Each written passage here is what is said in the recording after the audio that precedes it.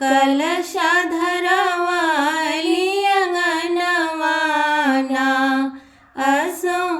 कलशा धरावाली अंगणवाना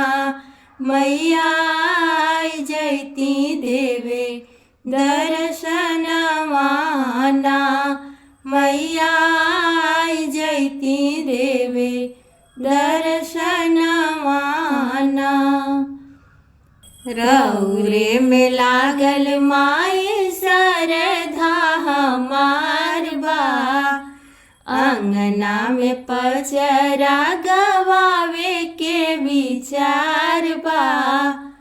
रौरे में लागल माई सरधा हमार बा अंगना में पचरा गवावे के विचार बा बाजी दुआरा पे हमारो बजनवाना बाजी दुआरा पे हमारो बजनवाना मैया जयती देवे दर्शनवाना मैया जयती देवे दर्शनवाना रौरे कृपा से भइलु जियार बा मंगिया में से नूराया बिंदिया लीलार बा रौरे कृपा से भइलु जियार बा मंगिया में से नूराया बिंदिया लीलार बा खेले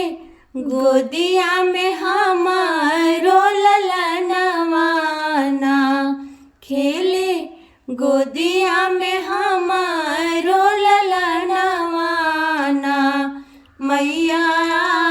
जयती देवे दर्शनवाना मैया जयती देवे दर्शनवाना मंगनी जवन सब रौरे से पवनी माई महामाई रौरे मनसा पुरवनी मंगनी जवन सब रौरे से पवनी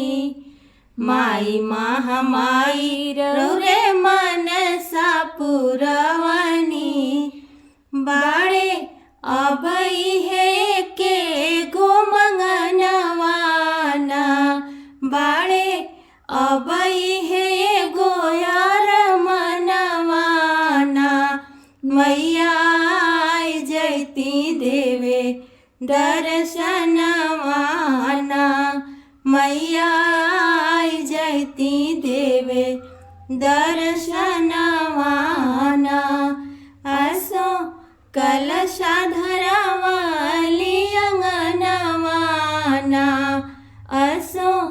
कलशा धरावाली अंगणवाना